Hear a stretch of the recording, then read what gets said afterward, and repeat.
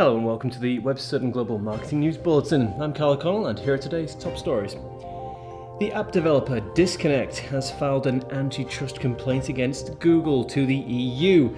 Research has revealed large gaps in the global e-commerce market, and China's so-called internet police are joining social networks.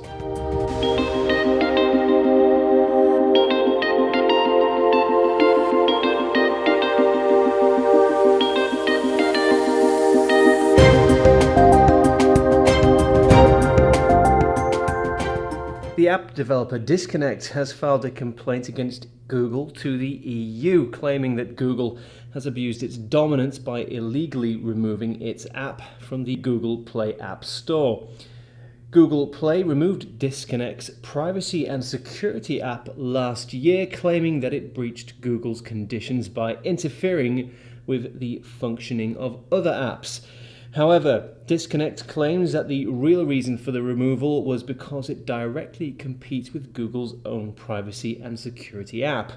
Disconnect also claims that Google opposes its app because it stops Google from tracking users online, the search giant's main method of targeting users with relevant ads and generating revenue. Google is currently being investigated by the EU on anti-competitive charges.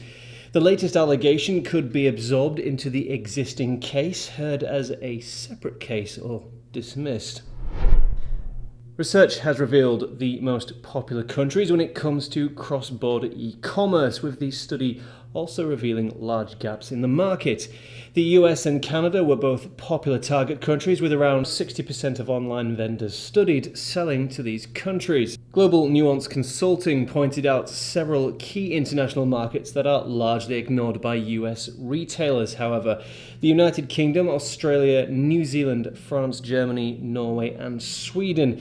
These countries are significantly underrepresented when it comes to cross-border e-commerce from the US. Even the US's closest neighbor, Mexico, was not seen as a popular target for American retailers, with only 30% saying they sold their products in the country. Australia appeared to be the most proactive country when it came to actively encouraging international e-commerce, having recently increased the amount before import duties have to be paid to $1,000. Brazil, China, South Korea, Indonesia, Malaysia, Singapore, and Hong Kong were also identified as markets with great international e-commerce potential that were currently not being utilized by US retailers. China's so-called internet police are joining social networks such as Weibo in a move to make their activities more public. Many popular Western sites are blocked in China, such as Google, Facebook, and Twitter, and a recent law made it an imprisonable criminal offense to spread rumors online. It's the job of China's internet police to find, block, and in some cases imprison the authors of objectionable content online.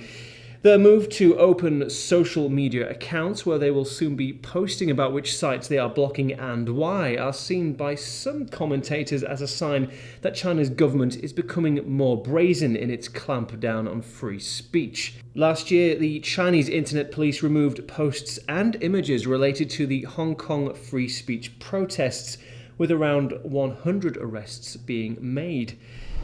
Google's App Store, Google Play, has seen significant growth worldwide, according to a recent report by App Annie.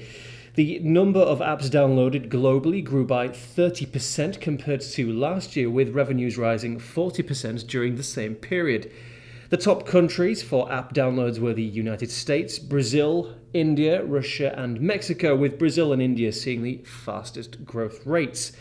For revenue generated, Japan, the US, South Korea, Germany, and the UK led the field, with the fastest growth being in the US and Germany, although Germany did have a low base point. When looking at the types of apps that generated the most revenue, gaming apps were the clear winner, with games revenue having increased by a staggering 50% year on year. And finally, the taxi app company Uber has announced that Amit Jain will be filling its newly created India president role. Jain will be in charge of Uber's strategy, operations, and growth in the country. India is Uber's second largest market worldwide, coming after only the United States, and has revenues of around $200 million US. It's also Uber's fastest growing market, having established a presence in 11 cities after being launched in the country just 18 months ago. Uber's main rival in India is the rival taxi app company Ola. And that's all for today. Thanks for watching, and join us next time for more global marketing news. Goodbye.